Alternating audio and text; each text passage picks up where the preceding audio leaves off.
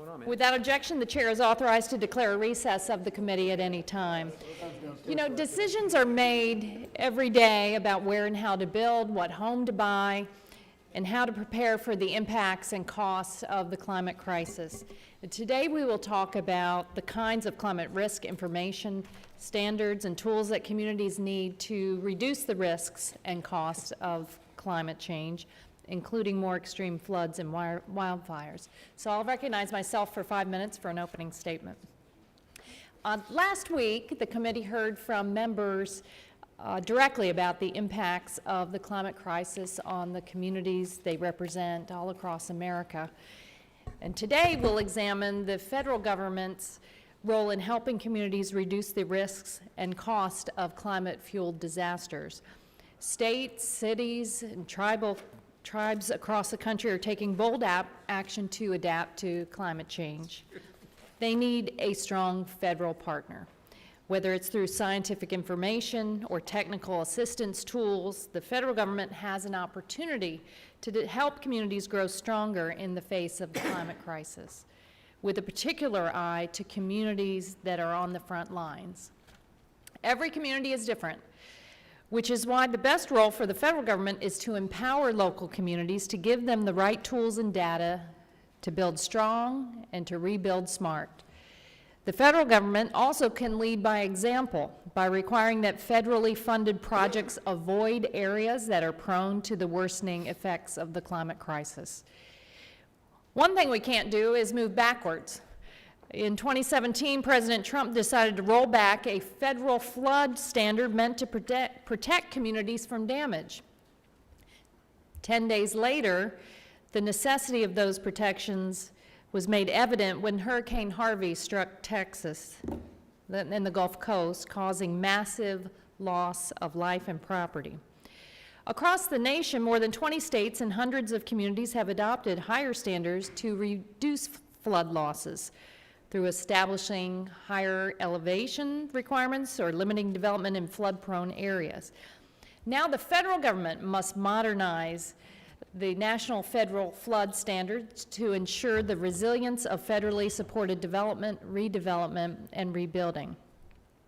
To help local decision makers better protect their citizens, we must also make sure they know how climate change is increasing risks in their communities. Whether it's flooding, wildfires, or extreme heat, they need to know what to anticipate, as well as the best ways to prepare their residents for a changing climate. We must also establish clear, uniform national standards that are grounded in robust climate science. With better guidance, local officials can make better decisions about where to build homes, schools, and hospitals. Maps that integrate climate risk will help us make better decisions today so our buildings can meet the demands of the future. As more and more climate risk data becomes available, the federal government will need to develop new maps to take into account the increasing effects of the climate crisis, including future sea level rise and stronger storms. We also need to better understand how the risk of wildfires threatens communities, forests, and federal assets. Experts across the country are working on building and landscape designs to help families and communities respond to the growing risk of wildfires. But that research doesn't always prompt better choices, at least at the scale needed to reduce wildfire losses. We can change that. We can enhance our current maps, codes, and standards in order to protect Americans against floods and wildfires. We can equip local governments with the tools they need to build resilient infrastructure, and we can make sure the federal government leads by example. We need to act quickly. Natural disasters in the United States have become more frequent and more severe and more costly over the past 2 decades. In fact, since the year 2000, flood-related disasters in the United States caused more than $845 billion in losses, making it the costliest disaster threat in the nation. And during the last 3 hurricane and wildfire seasons, our country experienced $330 billion in damages from 6 hurricanes, as well as over $40 billion from 8 wildfires. But here's the good news. Through serious climate action, we can reduce these costs. Resilient communities attract investments, reduce dependence on federal disaster aid, and protect their public credit ratings, which can reduce the cost of capital. Resilient communities can make sure land use decisions avoid flood and wildfire-prone areas. They can adopt and enforce good codes and standards. They can make sure residents are well prepared for storms and wildfire seasons. They just need our help to get there. The solutions we discuss today will uplift communities, protect valuable natural resources, and reduce the cost of the climate crisis. I look forward to hearing from this great panel of experts to help guide our decision making. And at this time, I'll recognize the ranking member, Mr. Graves, for 5 minutes. Thank you, Madam Chair. I want to thank you all for being here today and very much looking forward to your testimony.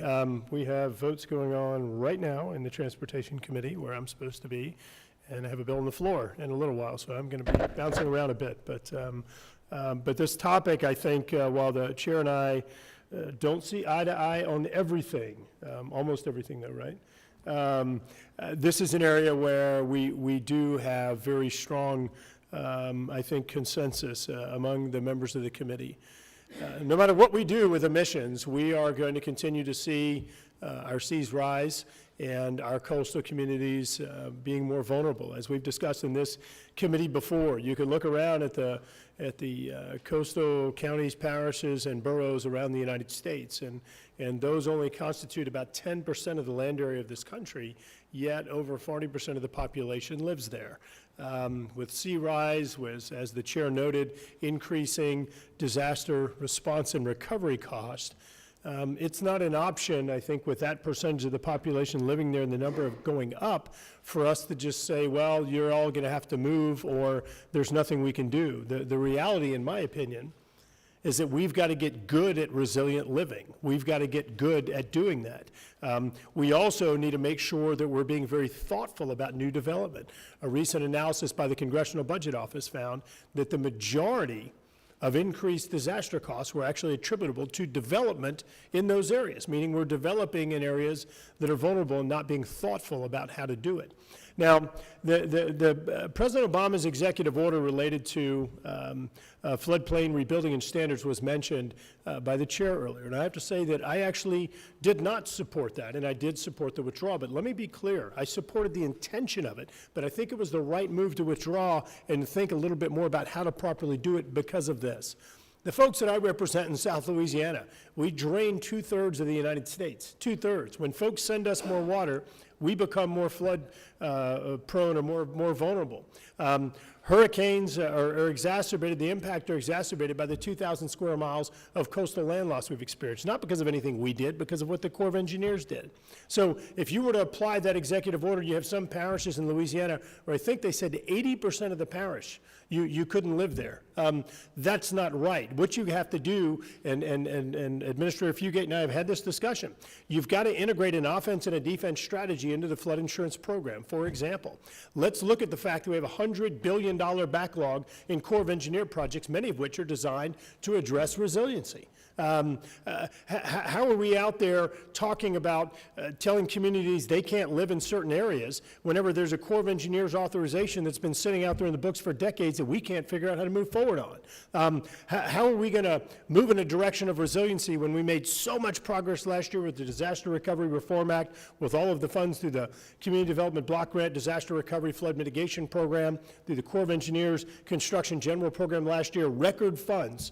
And then move into this year whenever we're doing a Community Development Block Grant disaster recovery bill. Just this week, we put prohibitions in there and say that you can't use the funds on authorized Corps of Engineer projects that would actually make your community more resilient. It doesn't make sense. It doesn't. And it obviously not thoughtful policy has been progressed by this House within the last few months. This is an area where we should all be working together. This isn't a fight over who's right, who's wrong. We all agree.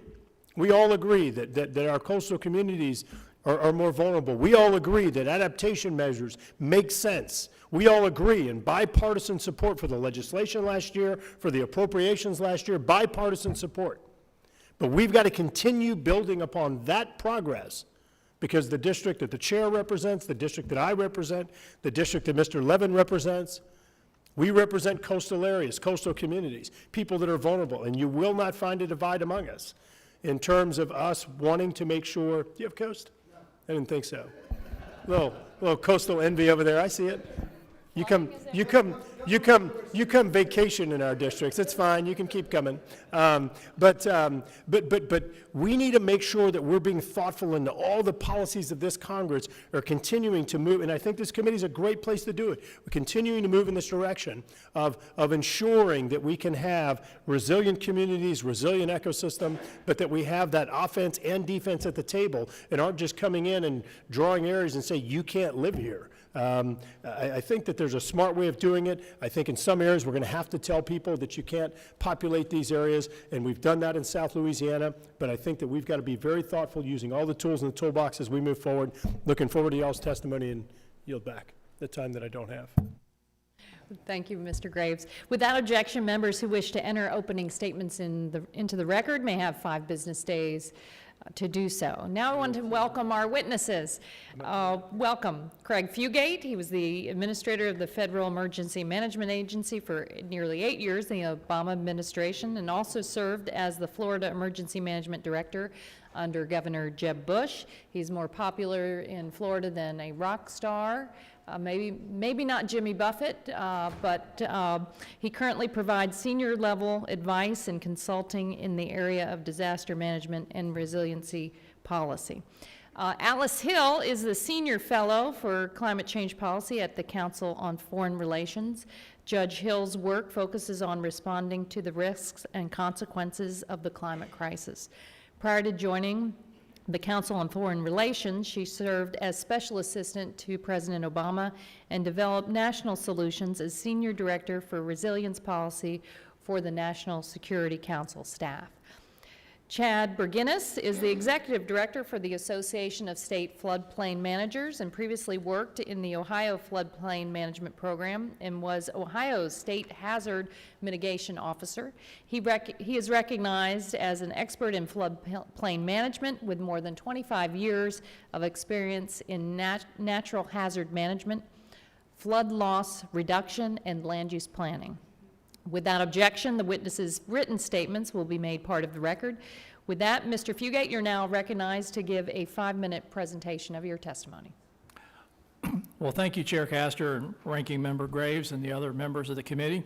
First of all, I need to acknowledge that when you leave federal government and you're by yourself, you don't have much of a support system, so I did enlist some help in getting ready for this hearing. Lars Anderson, Blue Dot Strategy, I work with very closely as we work with the Pew Charitable Trust on flood policy. So full disclosure, I do work for those folks, but my space and area that I really have focused on is asking the question of why are disaster costs going up exponentially? We're not necessarily seeing more disasters, but the impacts of the disasters have been climbing to the point where the General Accounting Office has now put climate change impacts, particularly the cost of disaster, on the high risk list. If we talk about the $850 billion, which are both direct and indirect, the General Accounting Office points out since 2005, almost $500 billion in direct federal funding has gone to disaster response. And I'd like to remind people that those costs are uninsured losses. FEMA does not pay for insured losses.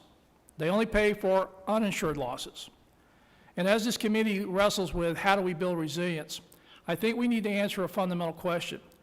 Why did the Stafford Act see a disincentive in maintaining insurance in local and government-owned buildings at the state and transfer that risk to the taxpayer?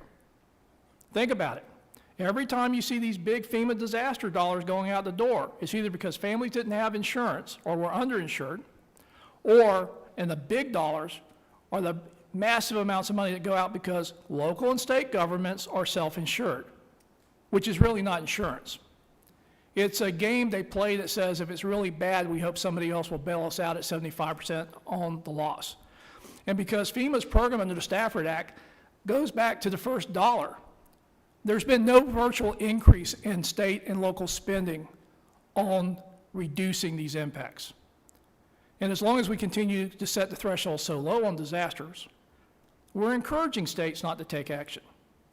And we're subsidizing the development in the high-risk areas. As Representative Graves says, South Carolina sees one of the fastest growing areas in floodplain areas that can only occur because we subsidize it through the National Flood Insurance Program and through our disaster programs.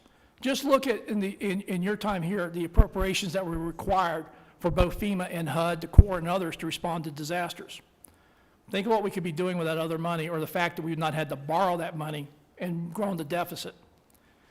And so we need to look at not only policy here, but I also think we need to bring the private sector back into this, and we need to start pricing risk. There's a lot of things we got to do with the flood insurance program, and FEMA's trying with Flood Risk 2.0. I think it's a good step. I also caution that it needs to be means tested, because we have a lot of people who don't live on the coast, many in rural parts of the country, agricultural based, that if we go to full actuary value without providing an index of affordability, we're going to price people out of their homes, which I do not think is the intention of Congress. But those that can should be paying what it costs. But I have a simpler solution. Why don't we just stop writing flood insurance for new construction? Let's take care of the folks we got, because that program, as much as you've dealt with reauthorization and the short-term program to get that going, it's going to be hard to do any serious reform. There's so many issues we're not going to get to. So let's just take a first step. Let's quit making it worse. If you want to build in a high-risk flood zone, then buy it from the private sector.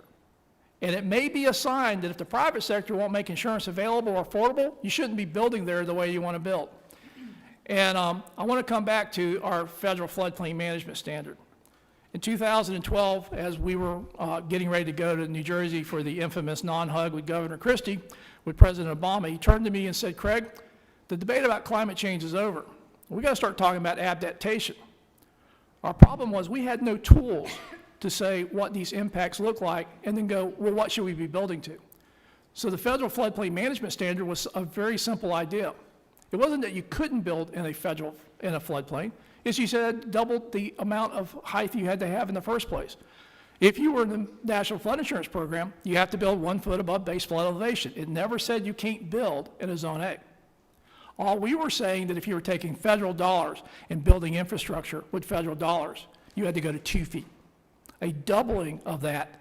And if it was a critical facility, like maybe a hospital, a jail, or a 911 center, my first question is, why are you building in a flood zone in the first place? Build it 3 feet above, and we would provide that additional funding. It did cost more money, but think about the savings we would get. It's been repealed. They're studying it. They've been studying it now since 2017. That tells me we're probably not anywhere close to doing it, and I got bad news for them. I really think we undershot the whole estimate. We should have been talking maybe 3 to 4 feet if you're going to build in a flood zone, and we should have basically said, stop building in the flood zone, and we need to increase this outside of the 100-year flood zone, which turns out to be not a 100-year flood event anyway. In Houston, they're thinking that may be a 40-year event. And we need to look at what the flood-prone areas are and raise our standards. Last thing, as I'm over, we have a lot of tools that are forecasting the types of climate impacts we're going to have. Yet we have not been able to translate that down to decision support tools to local and state governments to go, well, if you're talking about sea level rise, what does that mean to my community? What does it mean to what I'm preparing to do? And so I think these are areas that, again, we've been looking at this problem is there's no debate about what climate change is being caused by. The only debate is, can we adapt fast enough? Thank you, Madam Chair. Thank you very much. Judge Hill, you're recognized for 5 minutes. Thank you very much, Chairwoman Castor and Ranking Member Graves and members of the committee. I'm delighted to have a chance to speak with you today. As we've discussed, natural disasters are on the rise, and according to the 4th National Climate Assessment, they will continue to rise as climate change occurs. The cost of climate-driven events is also rising. We've heard about the staggering figures. Between 1980 and 2018, the National Oceanic and Atmospheric Administration estimates that the costs have been $1.7 trillion. Now, when communities suffer this type of devastation, Americans are generous. The Congress has increasingly authorized supplemental appropriations to provide relief to local and state governments overwhelmed by disasters, to small businesses and individuals who have suffered losses, and to repair damaged federal assets. Some of the damage that is wrought by these climate-driven extremes stems from decisions made about how and where people build. Those decisions rest almost entirely with the states and often with local governments. That means that even though the federal government currently has comparatively little say in state and local choices about land use and construction quality, it frequently picks up the tab for those choices after disaster strikes. The federal government's growing generosity to victims of disaster creates a moral hazard. Communities and people place themselves at greater risk because the federal government, the federal taxpayers, will bail them out. In the face of accelerating climate change, the federal government must reduce the incentives for people to settle in at-risk areas and to build in risky ways. We've heard a lot about flood here today, but let's talk about California's recent experience with wildfire as well. 10 of the most destructive fires in the state of California have occurred since 2015, and the state is currently fighting a vicious wildfire season.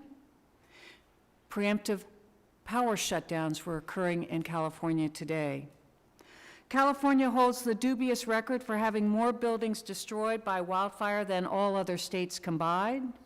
A recent study has estimated that it has more than 2.7 million people and 1.1 million homes located in areas already determined to be at very high risk of fire without looking at the added risk from climate change. In 2008, California enacted a strict new building code designed to reduce fire risk. During the devastating 2018 Camp Fire, only 18% of the 21,100 homes destroyed that were built to older versions of the code survived the fire. But of those houses that were built to the new, stricter code, they performed better, but only 50% survived. With only half of the homes built to the latest code withstanding climate-fueled wildfires, California cannot assume that its building codes will keep people and property safe. California faces worsening wildfire risk. Its own climate assessment estimates that climate change will expand the burned areas 77% by 2100. Yet just days after the Camp Fire, Los Angeles County Board of Supervisors approved a 19,000 home development in an area that the state had already determined is at high or very high risk without considering climate change.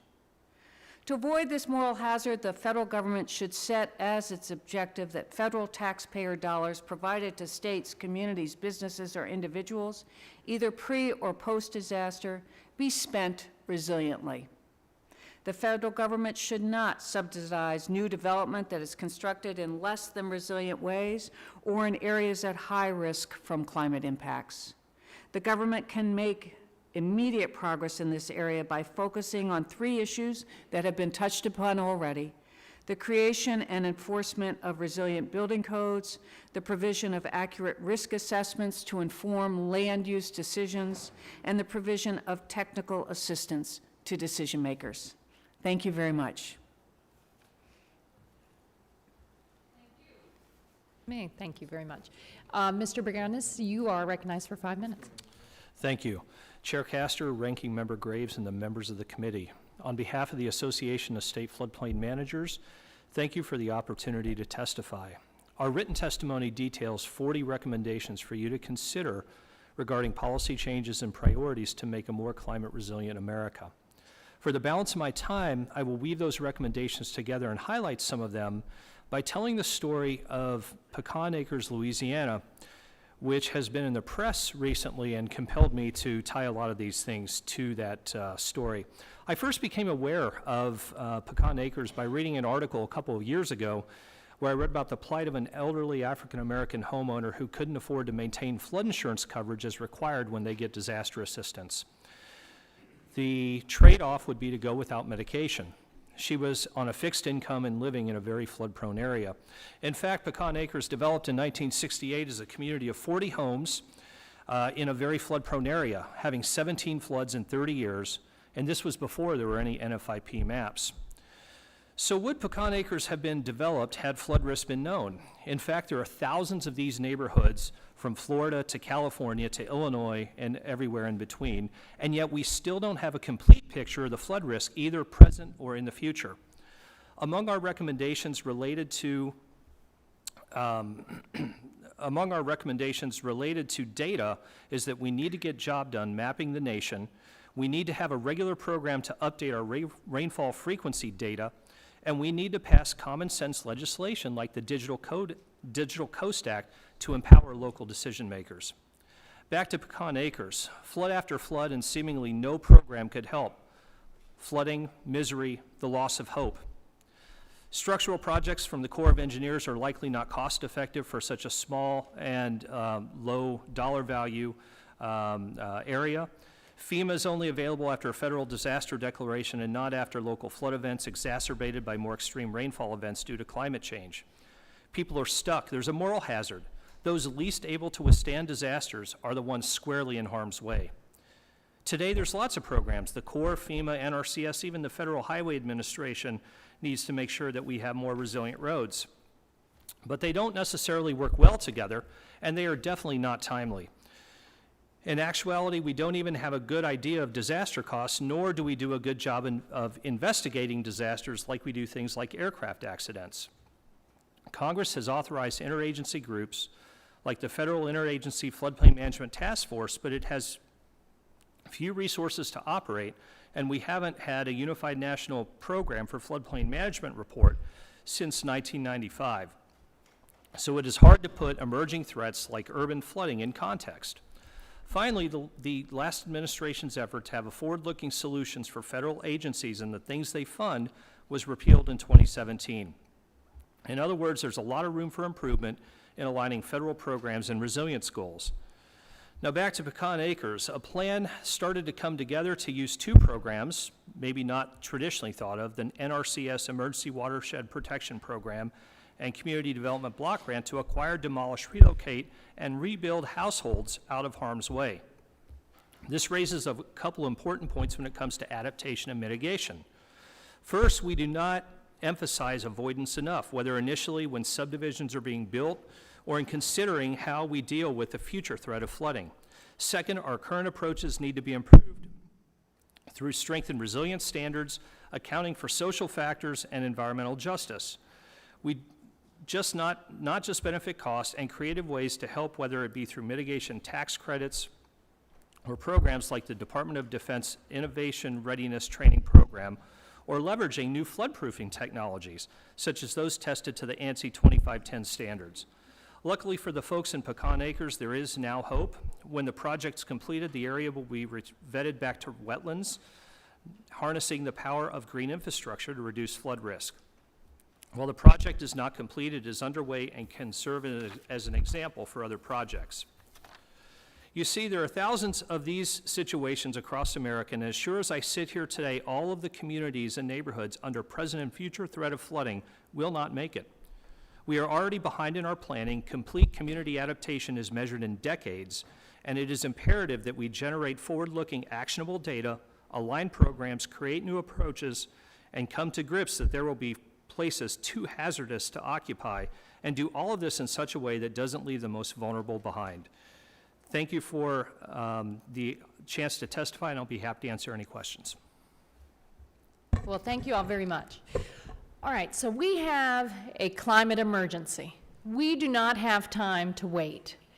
And your message to this committee is that we've got to figure out some ways to incentivize local communities and states to do better, to integrate the climate risk into all of the decisions they make. Before I came to Congress, I was a county commissioner, and it was difficult enough, notwithstanding climate factors, just to have sound land use decisions and planning decisions. How do you all recommend that we, from the federal level here, build in the incentives that local communities need, or disincentives, to ensure that they are, in every decision they make, in their capital improvement programs, their land use decisions, that climate risk is a part of that decision-making? Mr. Fugate, if you'd start. It may not even be Congress that does that. The institutional lenders, the raters, such as Moody's, are already putting local governments on notice that bond ratings may be affected about the resiliency of their tax base, and that state and local governments that are not taking steps to address the resiliency of that tax base, the ability to service that long-term debt, may result in higher bonding costs. As you know, as a county commissioner, your bond rating is a golden standard for the ability to operate. So I think the private sector is actually further along than we are. Their big question is they don't even know how big the exposure is, but the fact they're asking the question, I think, is the first step. I think the other part of that is the incentives that we currently have in the disaster programs are such, as you've heard from everybody, it's a disincentive for governments to change what they're doing. I think we need to look at things like disaster deductible in the Stafford Act. I think we need to look at quit writing policies for new construction. And I think we need to make investments where we are able to make investments at standards not based upon past weather and past history, but what potentially is going to be the impact. Thank you. Judge Hill. I agree with everything that Craig has said. One of the important things is for knowledge. We need to make sure that we're informing Americans about their risk. This is a task that I think the federal government is particularly well suited to, with its strong strength in science and research, to provide the mapping to American citizens to have better knowledge. And then once that mapping is in place, which must include the future risk from climate change, we must create carrots and sticks for local communities in terms of signaling that federal taxpayer dollar will not support new development in areas that are at extreme risk. We'll define what that risk level is, but no federal taxpayer money should support new development in those areas. And then, of course, we will have to address the substantial development that has already occurred, as Chad has indicated, in areas that were not known to be of risk, but we must address their needs as well. One of the important things we need to do as a nation is develop model building codes that reflect the risk of climate change. We have currently no such model building codes available. Estimates have run that it will take a decade. The federal government could provide incentives to our model building code organizations to speed up, to accelerate the development of codes that will help individuals protect themselves as well as communities.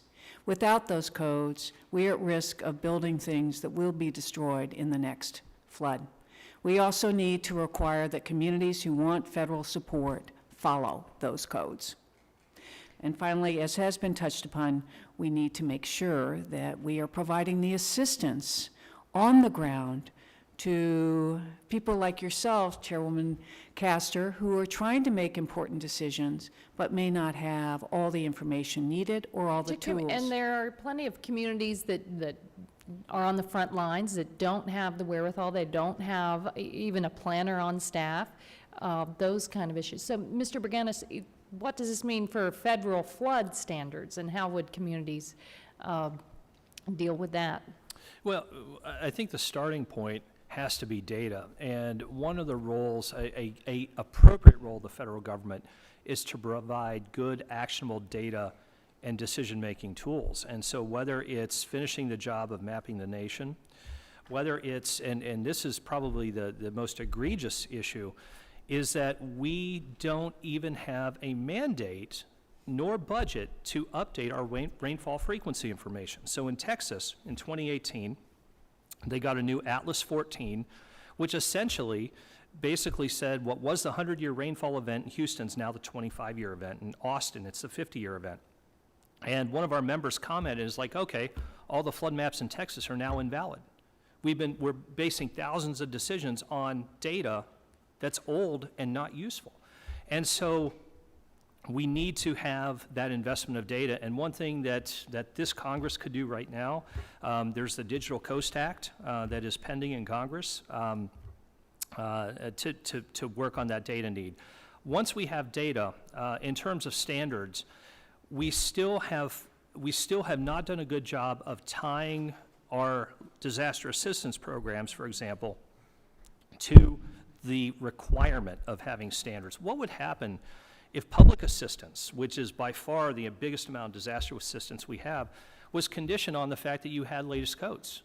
I guarantee you almost every single community in the nation would have the latest codes pronto, because you can't turn down that much assistance. But we don't tie appropriate disincentives to our programs. Great. Thank you very much. Mr. Carter, you are recognized for 5 minutes. Thank you, Madam Chair. I appreciate the opportunity, and thank all of you for being here. I appreciate it very much. Do we want to pause? We're sorry to interrupt this meeting.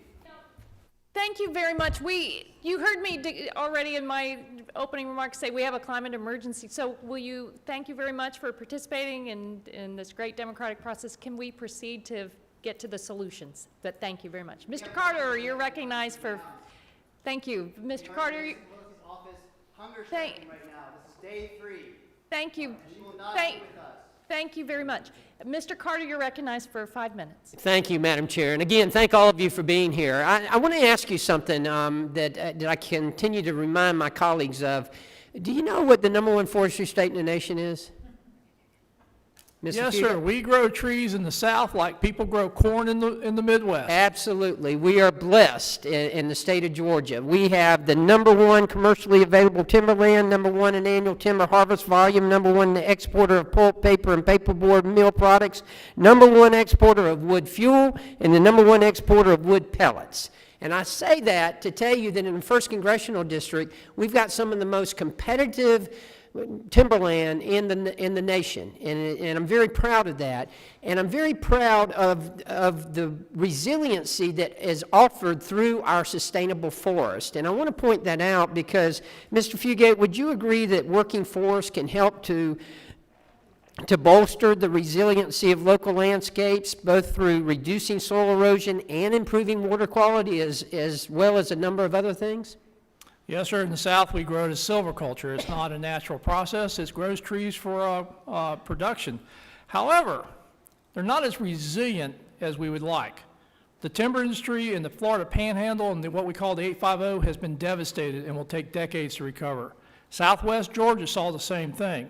During extreme droughts, all of that timber becomes major wildfire areas, and as we continue to see our communities build into the interface, we have developed wildfire risk on the East Coast that may not be as grave as the West Coast, but is certainly changing the dynamics of that area.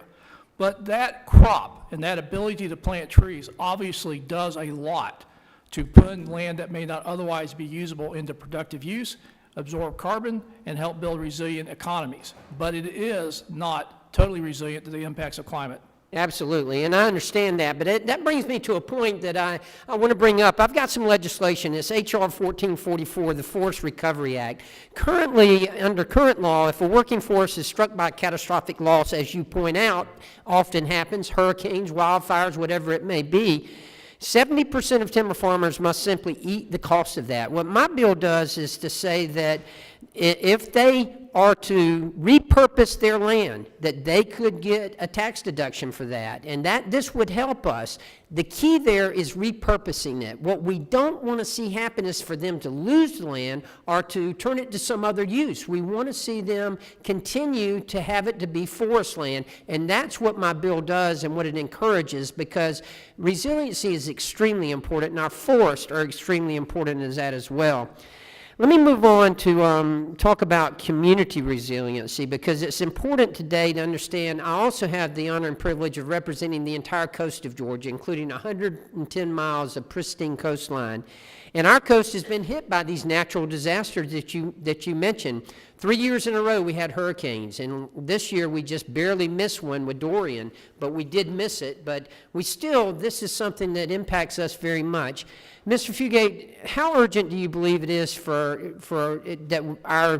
we bolster our communities and make them more resilient to withstand these types of weather events? I think we can't talk about it anymore. We need to do it. My mom is from Scriven. I used to go down. Your to mama's from Scriven? Yeah, we used to go down to Jekyll Island. I grew up on that part of the world. And what we know both across all of the Gulf Coast areas and the Atlantic coast is we built communities for the past. And when people talk about resiliency, we don't have a good measure. So I like to introduce a measure because I think this would go right in line on what you're looking at. We need to start looking at the resiliency of the tax base of these communities. Because we're talking about infrastructure and other things, but what it ultimately comes down to, and what Moody's and others are concerned about, is what is the financial risk that communities have, and what are they doing to offset that risk? And this goes back to where and how we build, means that tax base will be there after disaster. We're seeing in the 850 Panhandle right now, Jackson County, Mariana, and other places, that their property values have decreased and are not coming back. We saw this in Hurricane Andrew, in Homestead City when the Air Force Base closed. We're seeing this in Paradise from the wildfires in California. Those communities don't have a tax base. And as the chair will tell you, when you're a local official and your tax base is decreasing at the same time demand for services are increasing, you go into a death spiral and you can't recover. So I think we need to talk about resiliency of tax base and use that as the first nationwide measure of where our vulnerabilities are and where we need to be investing to ensure that communities have resilient tax bases. That's a great point, and probably the most important point there is just how we should be working with local communities as well, and that's extremely important. Madam Chair, I'm out of time, but thank you very much, and I yield back. Thank you, Mr. Carter. And Thank you. We are, there's so much more. yeah, thank you very much. We are working on climate solutions. We don't have time to waste, and that's why I'm going to go to Mr. Levin for 5 minutes. Thank you. Thank you very much. Mr. Levin, you're recognized for 5 minutes. Please, I don't want to have to ask you to leave. I really don't. So would you let Mr. Levin ask? No. We get to ask the questions. We'll be happy to. Emotionally connecting with the fact that No. if we don't do anything by the year 2050, Yeah. our world population will be reduced to 500 million. Yeah, thank you very much. But Yeah. without mitigation, True. we are frankly screwed. We've had those hearings. Okay, Mr. Levin. Thank you, Chair Mr. Levin, Castor. you're recognized. I want to echo your earlier comments. I believe we are in a climate emergency. I'm on the resolution. I'm on the resolution stated as such. There is a All right. Please. Please, I don't want to have to ask you all to leave. Please, Thank can you. you listen to the testimony and then help us develop these solutions? In Mr. Levin. California, Don't listen to us. in California, we're experiencing a climate emergency firsthand in real time. It's not some scientific theory. It's not some hypothetical. We're seeing it every single day with extreme wildfires, year-round wildfires that are causing unprecedented problems in our state. Ms. Hill, you said it well. We see planned power blackouts affecting millions of residents. And I'm trying as best as I can, along with our California delegation, to understand how we best deal with it from the federal level. So I'd like to ask both Ms. Hill and Mr. Fugate. Mr. Fugate, thank you for your service during the Obama administration. What sorts of wildfire mitigation projects have been the most effective, in your experience, at reducing the risks and costs of wildfires? Actually, two programs that are not federal. The first one was California coming up with better building codes. We know, particularly in the Camp Fire, that the fire-storm embers, the roof materials, were a big factor in flame spread. And so I think California's taken that, but we have a built infrastructure of homes that aren't there yet. Another one was a program that was instigated by the National Fire Protection Association called FireWise. Steps we can take right now to reduce vulnerability to homes, such as landscaping, just managing debris around homes, ladder fuels, and things that can reduce the impacts of wildfires. And then You as Congress, after the disaster 2017, reauthorized or made changes to the Stafford Act. For the first time, we have permanent authorization to provide mitigation dollars under fire management grants that can again go back. But we also have to look at the fire risk as a two-stage threat. It's the fire that does the initial devastation, then it's the flood risk and the mud flows afterwards that will be caused by all the scar burn. So again, I think what California took was a first step. I think there are programs like FireWise that can give us immediate tools to help communities and homeowners reduce their risk. But I also think we need to look long-term, as was pointed out by Judge Hill. Where we build and how we build is the future, but how do we take care of the people that are already in the interface? So at the federal level, how can we supplement some of those best practices? Again, I think you're providing mitigation dollars, which will allow communities to now start doing things other than just structural mitigation. We've learned a lot about how we can control fuels around our yards, the vegetation management. I know this is a controversial issue, and I'm from Florida where we do silviculture. We do a lot of controlled burning to manage vegetation. We learned after 1998, if we don't do controlled burns, we end up in the interface with uncontrollable wildfires. That is not a very easy discussion to have in California, but I think it's one that has to be looked at, is fuel reduction during the extreme wet periods, so that when you go into the drought periods, there's less fuel available. It's managed when it can be managed, and it will help reduce, as we've seen in other parts of the world as well as Florida, it can reduce the severity of the wildfires. But it is not a silver bullet. There's a lot of things you have to bring together to start seeing that curve bend. Ms. Hill, briefly, if you could answer the same question, because I'd like to move on to some other things, but what are best practices you've seen in terms of mitigating wildfires? What can we do on the federal level to be most supportive? Thank you. I do agree that it's a difficult area, but prescribed burns are proven to reduce the fuel, and that would keep the fires to be less hazardous. I also think that we need to look at supplementing or helping communities look at their risk as a community, because it's not, if one house catches fire, it may well be that other houses catch fire. And if in a community you have an individual living in a home who does not have the means, for example, to replace a wood shake roof, which is like piling kindling on top of your roof, according to firefighters, we need to help that community come together to make the entire community safe as a result of fire. We're just at the beginning of this. I don't think there's deep understanding of how these fires interact with the built environment, and we need to fuel more money to have research in fire dynamics so we understand better how we can safely build and live in the wildland-urban interface. And Mr. Brannis, want to follow on and talk about the effects of floods in the areas that have experienced wildfires. Could you talk about whether federal programs really appreciate the risks of floods that follow the wildfires, or what should we be doing differently? In particular, providing adequate support to the communities that are working to address both the risk of the fires and the floods. Sure.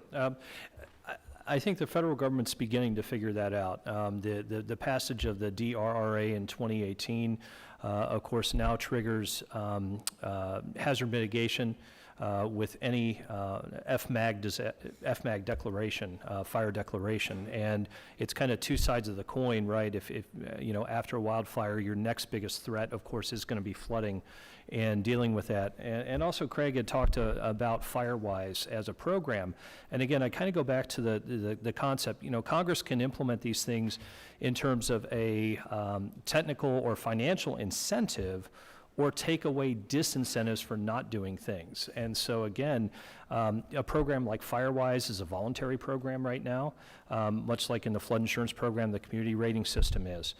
But at what point in our communities that are facing extreme risks, at what point do we try to normalize those programs or make them required or mandatory so that they're incorporating the latest risk reduction approaches as part of community's business. And so I think far too communities are in Firewise, much like far fewer communities are in Firewise that need to be, and similar with the CRS. So whether the Congress does that by linking that as a requirement in order to get financial assistance, or whether it incentivizes it through some sort of additional financial or technical assistance, are two options.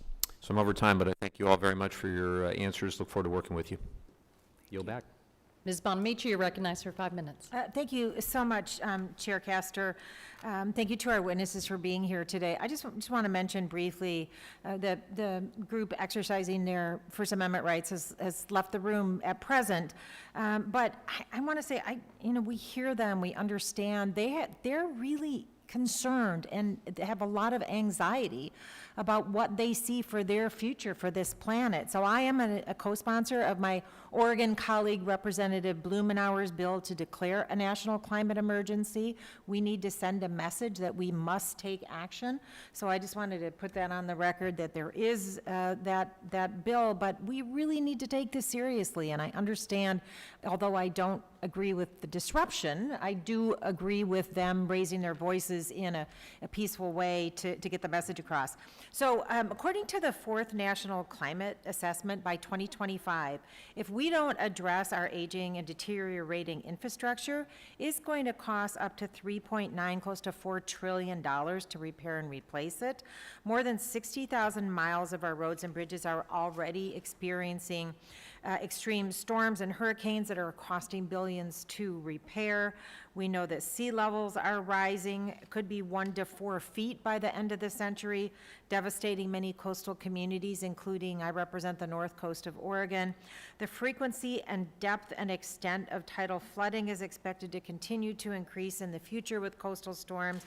And today's infrastructure and building standards simply do not take those future trends into account. And that's why we're here today to talk about that. Current levels of infrastructure investment in the United States are not enough to respond to the threats of the climate crisis. And I don't know if this was brought up before I arrived, but my other Oregon colleague, Mr. DeFazio, who chairs the Transportation and Infrastructure Committee, is talking about making those infrastructure investments in a sustainable way.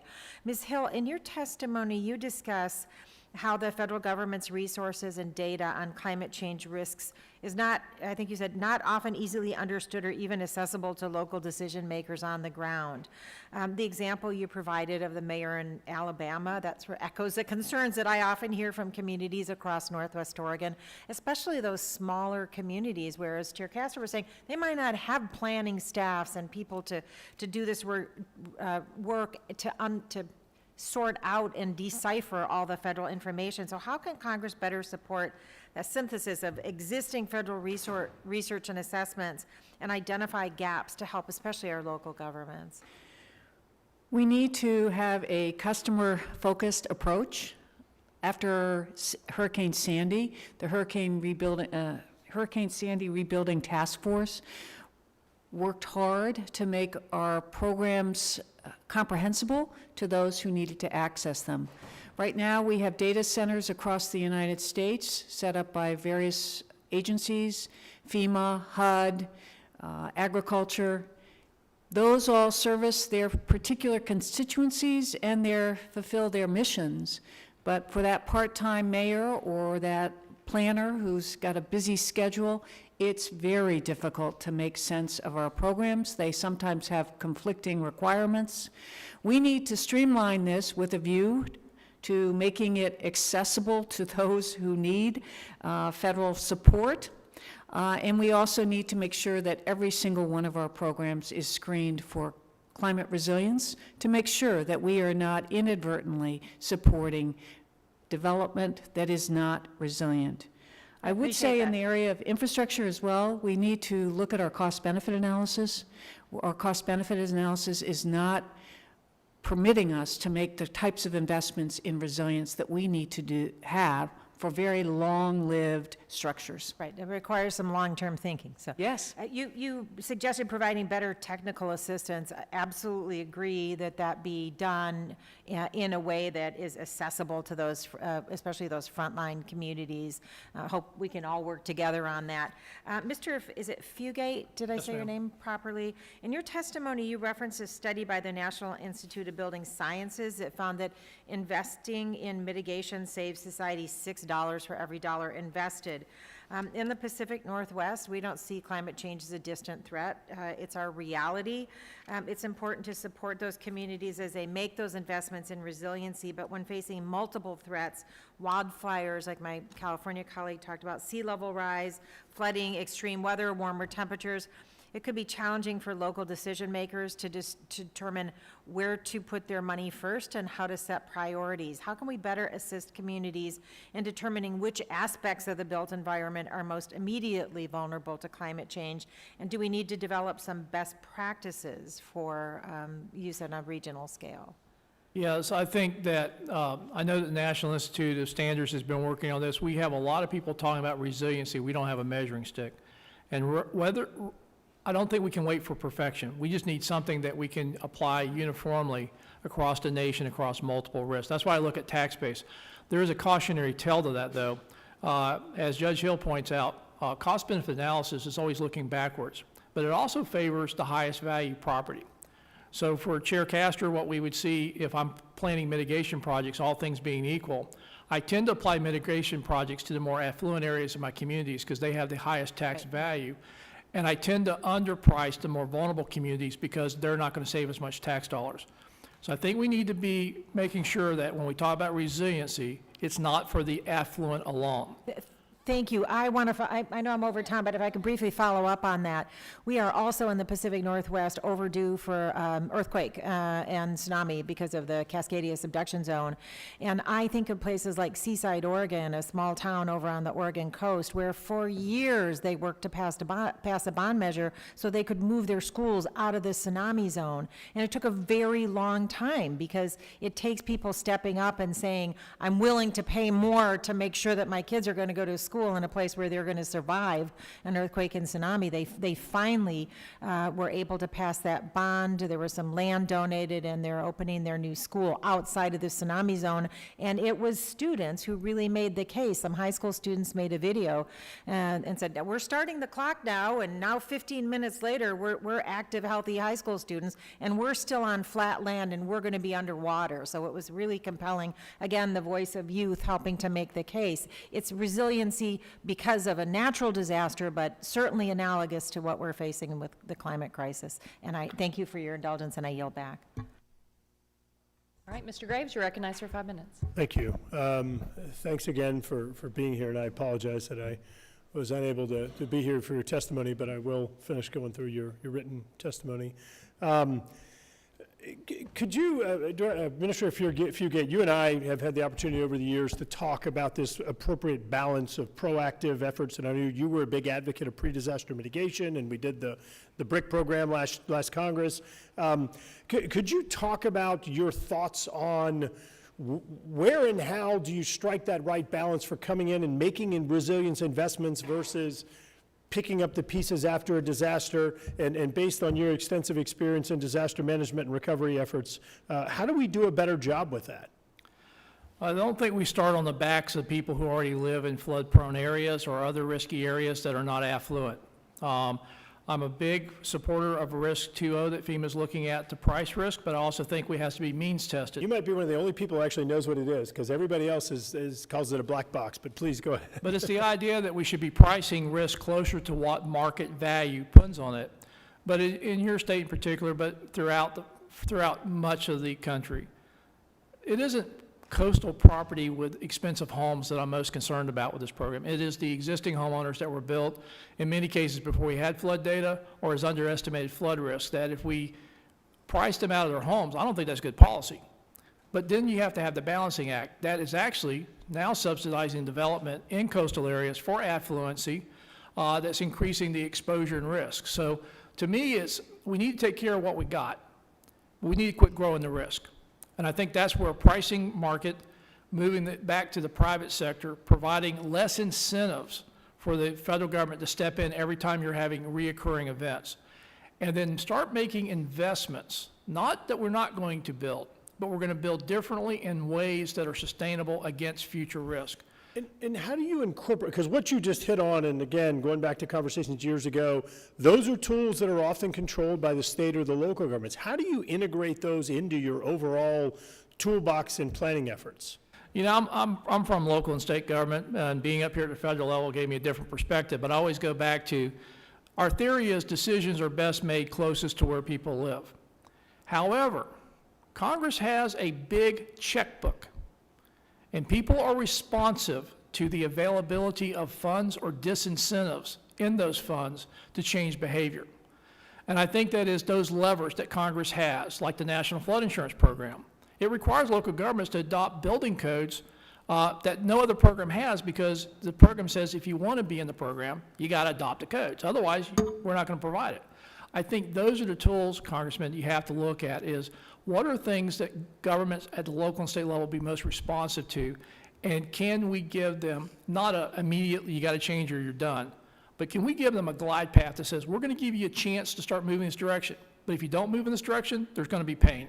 What do you do for people in South Louisiana, for example, communities that have been there for hundreds of years sustainably, that all of a sudden, because of changes that they didn't have anything to do with, more water coming down, Gulf of Mexico encroaching on them as a result of river management practices by the Corps, how do you treat them? I mean, they didn't have anything to do with the vulnerability they're experiencing today. How do you treat those people? How do we address that from a fair policy perspective? I don't know if there is fair, and I don't know if there's an easy answer. And I'm afraid we're going to be telling far too many people in your state, my state, and others that we're not going to be able to rebuild back the way we were after disaster, and that some communities are not coming back the way they were that have been there for centuries. We're seeing this in the Florida Gulf Coast. So we have to look at where we can come back, what we can do differently, but where we cannot come back or it doesn't make sense, how do we provide the transition for people to pick up and move on with their lives with some certainty versus the inevitable delays in buyout programs and promises that never materialize, and they're back where they were to get hit again. And under our coastal master plan, we did just that. We effectively drew a line in the sand and said, if you're below here, we don't have the resources to protect you for whatever other reason, we can't. But we did say, we will help provide assistance to elevate homes or to relocate. And I'll tell you, that's a really tough decision because people don't deserve it, and it's not fair, as you've indicated. Ms.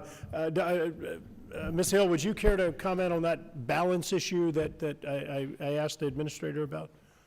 I fervently agree with his comments. We are going to have a glide path for those who are in areas that will no longer be safe to live in. The land will either be too soggy or too at risk of wildfire for them to be there, or some areas will be too hot. I mean, we haven't looked at all this. It will be an equal opportunity disaster for many in America, and we have to address how do we help them get out of situations which, as you have pointed out, were not of their making. It simply reflects decisions made on historical risk. We now know that the climate is changing. Building to the past will not keep us safe. Land use decisions made on based on past extremes will not keep us safe. So what do we do with those that are already there? The one thing that's clear, let's not add any more to those that are at risk. So that should be a bright line rule going forward, just as you've said. But we need to figure out how we will help those who are already at risk find safer ways to live and thrive. Thank you. Madam Chair, in closing, I do want to make note, I heard Mr. Brannis in his opening statement reference Pecan Acres, and I do want to be very clear that we're the ones who secured the funds through NRCS, as well as the FEMA funds that are being used for the relocation. I want to give shout out to General Alray, our Chief of Staff Paul Sawyer, and others that have been working on getting that package put together, and Pat Forbes with the state. But thank you for mentioning. Mr. Caston, you're recognized for 5 minutes. Thank you, Madam Chair. Got here in perfect timing. Thank you all so much for coming. I really want to dig into this conversation about flood insurance. I sit on the Financial Services Committee, we've had hearings on this. We all, I think, around this whole room understand the core issues, that this program that was created as an insurance program, which is really well suited for things that are expensive, rare, and unpredictable, doesn't work as well when they're only expensive. And I think we also all recognize that there is a fundamental equity problem, that if we charge the market rate for insurance, people are going to have insurance, not the people in the low-lying areas who most need it. And I don't think we have a choice as human beings about whether or not we look out for those in need when they do get flooded. So we still end up paying, we just pay through a different mechanism. I appreciated your testimony, Mr. Brannis, and I'm going to put you on the spot for the million-dollar question, because if you solve this question, we can all have fewer hearings in financial services. Right. How do we solve that basic equity problem? We can't force people to move to the expensive parts of town if they can't afford to live there. Right. We can't charge a rate that's market rate and expect them to pay. But we do have to look out for our fellow man. How would you like to see us solve that? So I think it's making changes to multiple programs, starting off with the National Flood Insurance Program. Agree with Craig, 100% risk rating 2.0 is important from the psychological aspect to communicate to folks what risk is based on what the full risk rate is. Now, of course, as you're well aware, within the NFIP, we have a safety net against that with the rate caps, and I think one of the things that Congress is looking at is changing those once again, which would in effect lengthen the glide path. And so for folks that may not be able to afford it, it really buys time to be able to do that. Also, I know in the House legislation, there is a means-tested approach to help those that can't afford the insurance. I'm always struck by the name of the NFIP because I actually think it's the worst named program in federal government, because in working with it my whole career, it is 4 programs in one. It's an insurance program, it's a land use and planning program, it's a hazard mitigation program, and it's a data and mapping program.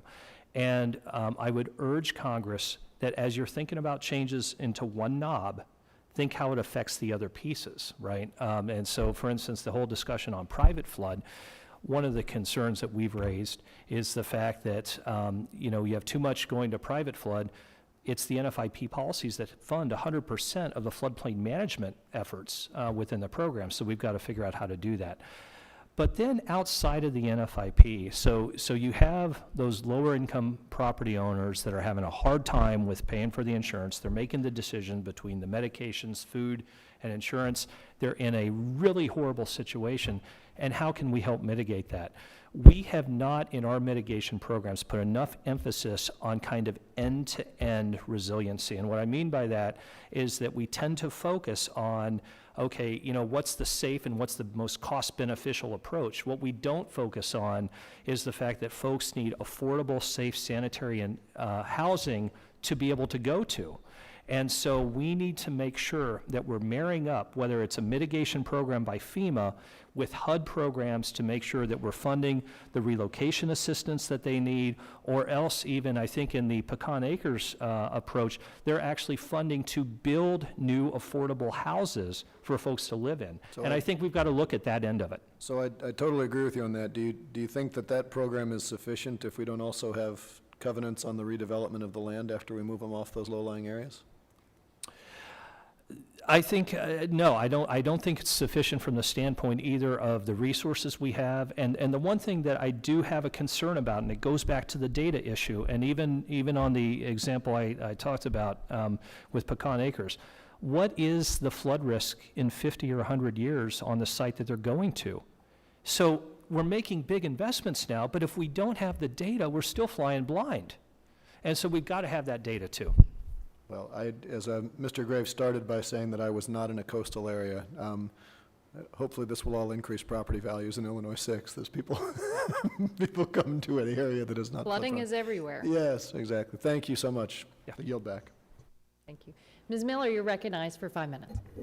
Thank you, Chairman Castor, and thank you, well, he's gone. And thank you all. for being here today. In 2016, West Virginia suffered catastrophic floods that resulted in the loss of lives of 23 people. Our communities are still in recovery mode today. We currently have critical infrastructure that needs to be rebuilt, and I want to ensure that as we move forward, that this process, when we're rebuilding, that we have resilience at the top of our mind. Mr. Fugit, in your testimony, you discussed about how after a disaster, we must rebuild for our future risk. How can we better engage with our state and local governments on this topic? Well, part of it's FEMA, but I remember we went round and round not to rebuild those elementary schools back where they flooded. We got heat from local officials, we got heat from parents.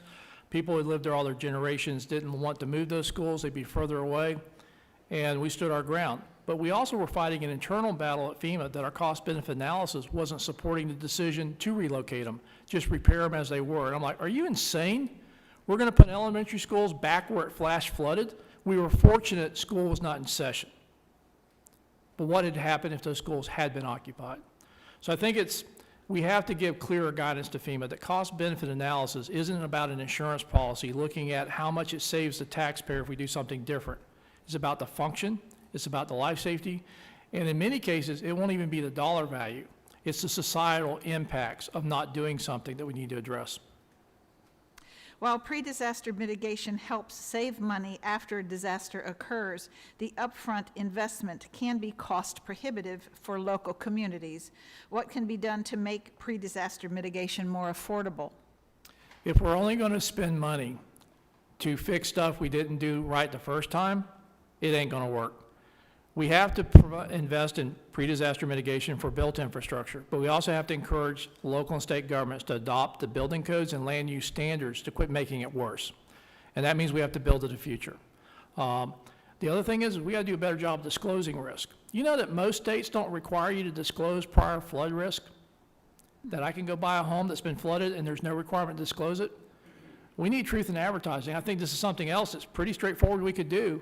But either here or in the flood insurance bill is required that if you're going to participate in the National Flood Insurance Program, you disclose flood risk and flood history before you go to close. In certain states, vulnerable or low-income populations usually do live in areas that are more at risk for a natural disaster. How can we empower this population to engage in pre-disaster mitigation on their homes? Bring them to the table. I remember a deputy secretary said, nothing about you without you. And I think we do not engage the public and the communities at risk in these discussions. I think when they make the decisions, we're much more successful. When they look at the information, they look at what the options are.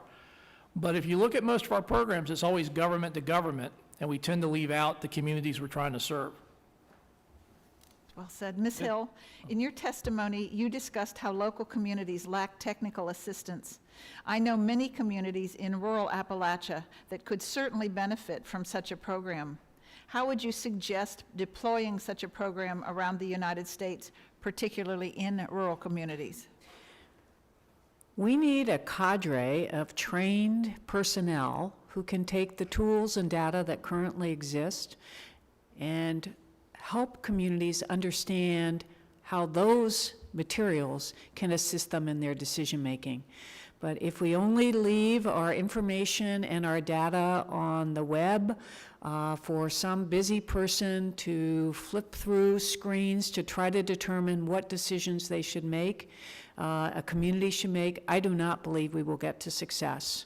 We need to have individuals who represent the federal government, not necessarily solely their agency, but are familiar with all the programs that will help communities be stronger and can wade through the different regulations, the different requirements to get them to success. Right now, our approach is solely based on what's convenient, in my opinion, for the federal government. We need to flip this. It's what works for our communities. We need to invest in their interests in learning what their risks are and how they can do better. That's good. From your experience in this field, do you think the public and community leaders adequately know what resiliency means and what role they have in preventing it? No. I don't think most leaders have the opportunity to learn about climate risk and what it may mean for their community. It's difficult to find accurate information, even based on past risk, much less future risk. This is an urgent issue because we are seeing, and forgive my framing it this way, stupid decisions being taken across the United States now in very expensive investments. There is no way to screen currently to make sure that federal investments in infrastructure are resilient. And that means that we see many examples that have occurred in recent history with huge dollar price tags attached, which will not be resilient to risks that will unfold during the life of the structure. That seems to me irresponsible use of taxpayer dollars, not to insist that if we hope the bridge lasts 50 years, we understand what the risks are to that bridge and build a bridge that can withstand it. Well, with so many different types of geography in our country, and I know in my particular area, most people are settled down at the base of mountains, but when you start talking coastal and you can't have the same plan everywhere. And so when you talk about having educated people for X, Y, and Z, you wouldn't send the Z people to the X. You would send the right people to the right district to help educate them. Absolutely. And one of the best ways to start is scenario-based planning with the community. Meet with the leaders and the stakeholders in the community, have the charts, the maps, the visualization of what the future risk is, and work through what is your hazard mitigation plan, what is your future plan, and what is it going to look like after you have the next flood. And we need to make the decisions about where you will rebuild in a safe manner for those who enjoy your community. Thank you. I yield back. May I? Go ahead. Yeah. I'm sorry, may I, if I could add just a little bit to the questions, Congresswoman. I wanted to underscore something that Craig had said in terms of both codes and land use standards, and understanding that land use standards are as important as having strong codes. So for example, when you're laying out and designing new subdivisions, and I worked in Ohio, so next door neighbors to West Virginia and the Appalachian foothills, I've worked with those communities, and there's a lot that can be done. One of the things that ASFPM developed is a guide on 60 optional higher standards to make your subdivision safer, and we provide that to states and communities. But the other piece of this that I think is missing that hasn't been talked about yet is state capacity. The best way we helped our smaller communities, our more impoverished communities in Ohio, is when we had the state capacity at the state level, that knowledgeable cadre of experts in the state floodplain program or in the state mitigation program to help do that. And so in the National Flood Insurance Program, there's something called the Community Assistance Program, CAP-SASSY. And in fact, Mr. Castine's committee, Financial Services, in the NFIP reform bill is looking to make that a statutory program. In the mitigation side, we don't have anything that's parallel, and what CAP does, it actually helps fund state-level floodplain management experts who can in turn help communities. On the mitigation side, when you look at most state mitigation programs, they have maybe 1, 2, 3 people in there. They probably need to have 10 or 20 people, and I would argue that having an incentive program like CAP-SASSY for mitigation can help get you to the objective that you're seeing. Thank you. I hope I get one of those books. Thanks.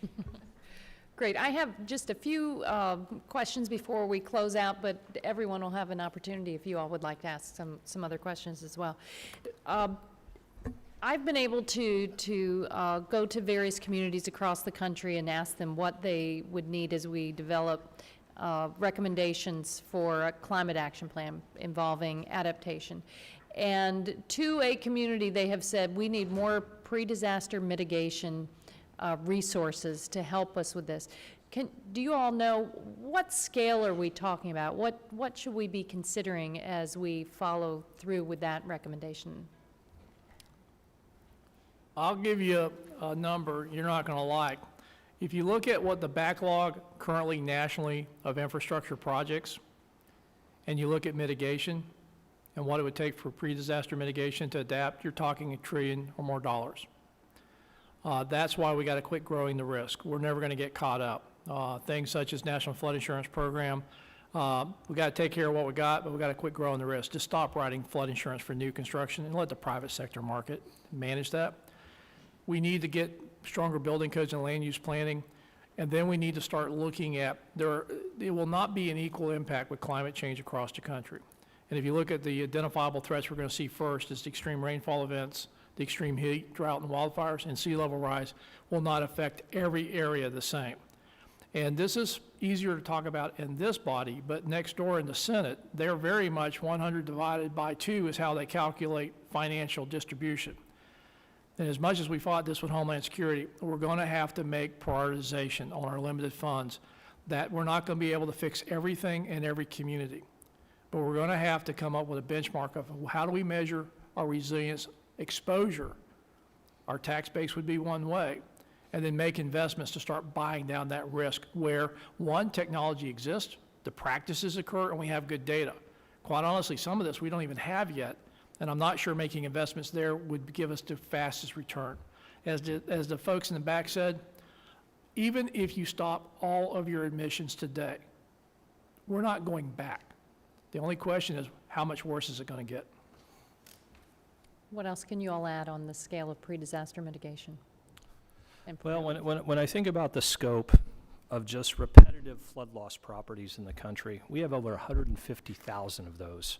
That means those are the ones that are going to be more vulnerable than the ones that just have flood insurance and really not had the claims. And then you multiply out the value of the home, and you're talking an astronomically huge number. I think we also need to think about the concept of kind of a force multiplier, and how can we incentivize states to invest in mitigation programs? The state of Texas just earlier this month passed a constitutional amendment that sets up state-funded mitigation program basically for flooding. Finally, I think after 3 years of 500-year floods, Texas got it, and they are now beginning to invest some of their own funding. And I think part of the solution is making sure that the state has mitigation, has their own mitigation program available that can help, especially things that are not declared at all. The other thing I would say is that that even though there is the theory and the desire of pre-disaster mitigation investment, we have to always remember the psychology of disasters. And I've been to communities, I've tried to sell FEMA's pre-disaster program, and on a sunny day when nobody's displaced, most of the time they say, we don't need to do mitigation, we don't want to go through that hassle of elevating. And so there's always going to be a role for post-disaster, because unfortunately, it takes the disaster to change the mindset that, hey, we actually need to be more resilient as property owners. Right. Judge Hill, do you want to add? I have one more question after this. Sure. As it's been noted, the scale is really massive. But we must remember, if we don't start mitigating and making these investments now, what is the economic cost to the United States as you project this out? And of course, that's what's behind the Government Accountability's Office of their concern of placing this on the high risk. One of the bright line rules I think we should adopt immediately is we will not spend in a way that is not resilient going forward. So the limited funds that we have that may not be marked as mitigation, it may be just simply an investment in a grant program, we're not going to spend unless we are assured it is resilient to the future impacts that we expect. Okay, one last question for me, and then Ms. Bonamici can close us out. So it's a lot of local communities and states have reserves and rainy day funds, but the federal government doesn't do that. Instead, we have a natural disaster and then an emergency aid bill that doesn't really sometimes arrive in a community on an emergency basis. Gosh, we've had partisan food fights, and even Hurricane Michael, those folks were left out to dry. So this, when it comes to the Department of Defense, they have a multi-billion-dollar overseas contingency fund for contingencies when it comes to defense issues.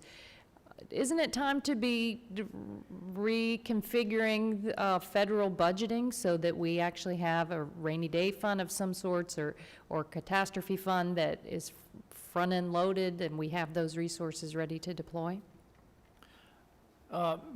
Chair Castor, when we went through sequestration, we ran out of money for Hurricane Irene and Disaster Relief Fund.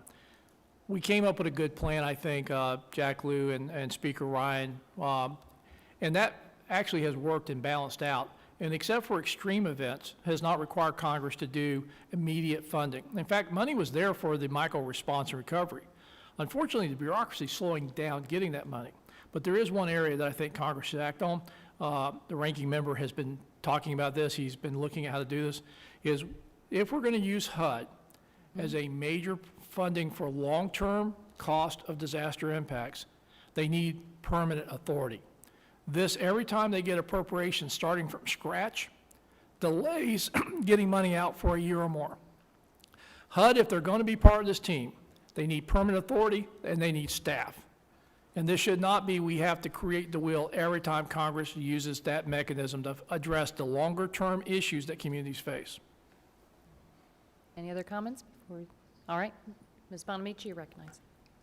Thank you very much. I just want to add another point. Once we get the policy and the funding, we absolutely need the workforce, because when we're doing all this work, we have to have this people with the skills out there to actually put it into place. So I have a bipartisan bill, the Builds Act, which is about making sure that we have a workforce when we invest in infrastructure.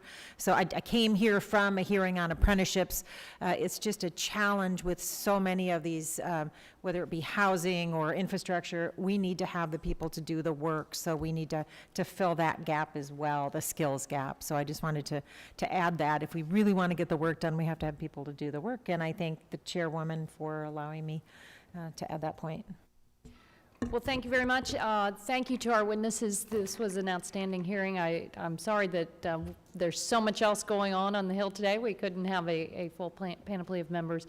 And this is a reminder to everyone who's tuned in here that we are seeking policy proposals on the greenhouse gas mitigation side and on the adaptation side. We have a request for proposal, request for information on our website. Please, if you have policy proposals for the committee, please send them to us. The deadline is the end of this week. Thank you again for being here. The committee is adjourned.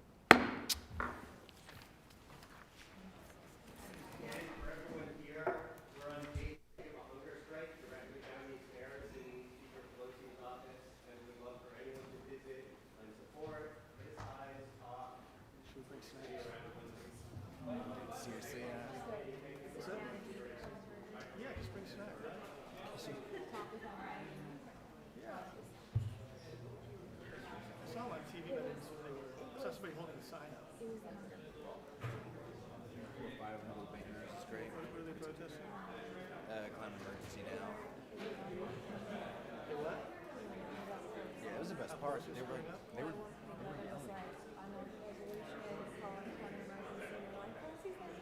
Yeah, they were yelling more at the Dems than like the Dem members than us. Like they did it when Carter started, but then like. So we encouraged it? All right. Yeah, I saw that on TV. You could see this guy. Like on TV and bar? Well, whatever, it was on in the back of the office. No, not our office. I went to Garrett's office. So there were 5.